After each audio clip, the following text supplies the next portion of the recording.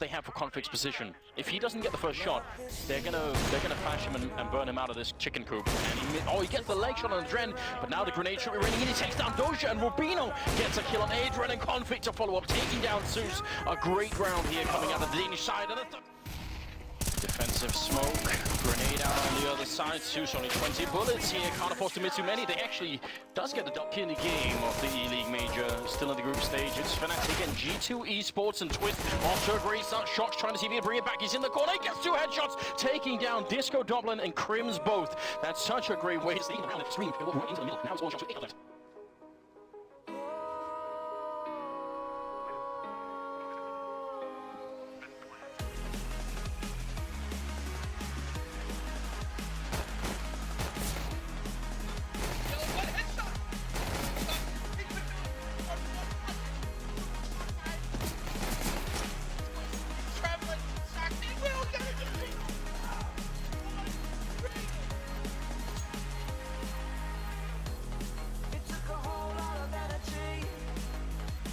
That's how you know it's a major tournament, ladies and gentlemen.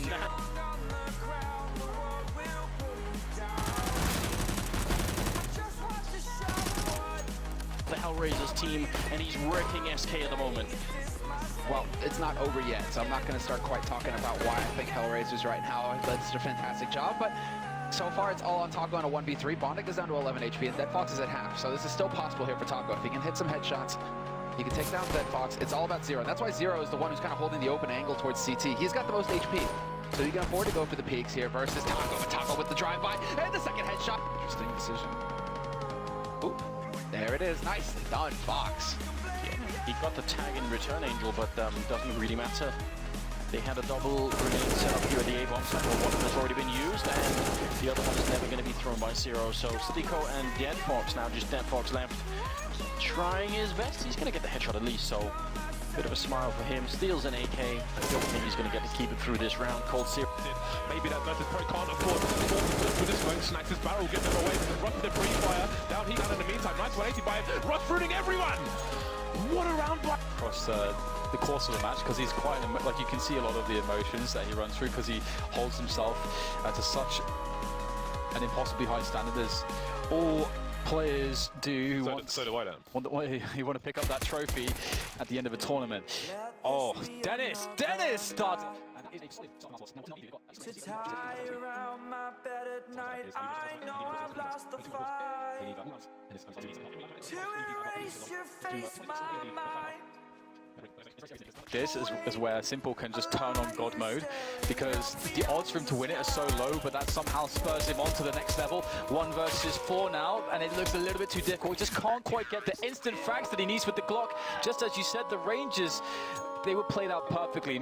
Kenny S looking to get aggressive here. Flashbang towards A main, but he knows that the CTs will be pushing at this point, but maybe get caught out. It's 6, so very, very aggressive here indeed. He comes out on top of the round there. Gets the 5 on 4. The CTs have done their work at this point. I'm not sure why they keep extending, but there it is. MBK gets punished, and when you have those 5 and 4s, especially on the CT side, you just want to be falling back. You've shut down any sort of tactic or set piece that Liquid had in mind at the start of the round, and they kept pushing there. It was just relentless at that point. 4 on 4 now, Liquid with a chance. The 6 has gone down to 9 HP. Well, that's exactly it. Worse still, it was MBK that went down, not Sixers. So Sixers still bleeding out in this situation. So it's 4 versus 4 with the HP advantage heavily on the side of Liquid. Good position. Kenny S, though, nearly gets the opportunity. The second guy jumps up, and he's not quite set for it, just misses, but gets a read that they have mid and vent control. So immediately rotates back over, nearly catches his teammate on fire, but perhaps they'll overlook that because of it if they even get entered in that far. Kenny, uncharacteristic to miss these shots. JDM is able to adjust accordingly, take him down. ELEAGUE follows it up. It's just down to a 2 versus 2, and one of those 2 players, it's Sixers still with the 9 HP. Thankfully, Apex steps up to find 2 of his own, but he's on 40. It's just ELEAGUE. Bomb down inside of the site. It's to his left. He's got to grab that, get in position, and they can wait this out. They can play it correctly. He finds the hedging toward Apex. Peek back in. Sixers low, and that's going to cost them. That's from the beginning of the round to the end. So yeah, it's certainly a problem. That's one way of describing it. And now 5 on 3 Pimp. A lot of work to do here. MBK, control of the bomb. And this is actually a massive problem. Now they've got so much information, actually you can focus most of that arsenal towards the mid area. It's going to be down to Pimp and to nail some fantastic shots. They can't do much about that. Kenny takes him down, and now a 5 on 2, and you feel like this is coming to a close. It's going to be JDM and Hiko to win a 5 on 2 situation. Do or die. Already pushing forward to try and find them, gets them both in his sights, manages only one. JDM looking in that correct direction, but it's a 1 versus 4. AWP push out, good shot. JDM looks for another. He's got this down to 1 versus 2. Overcommitment and perhaps a little bit zealous to try and early end this. Oh, it's getting gets taken down through the box. What is that from JDM? Talk about perhaps doing it if you're not going to go for a fast play.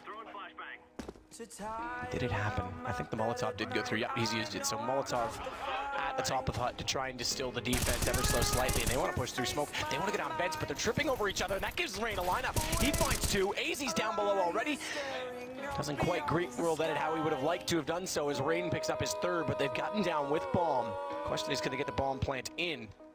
As World Edit, he's just getting in position now, and he's got an M4 to work with. He's got armor, but Markelov doesn't have much to complement that, and he's still up at the red crate outer at this point in time.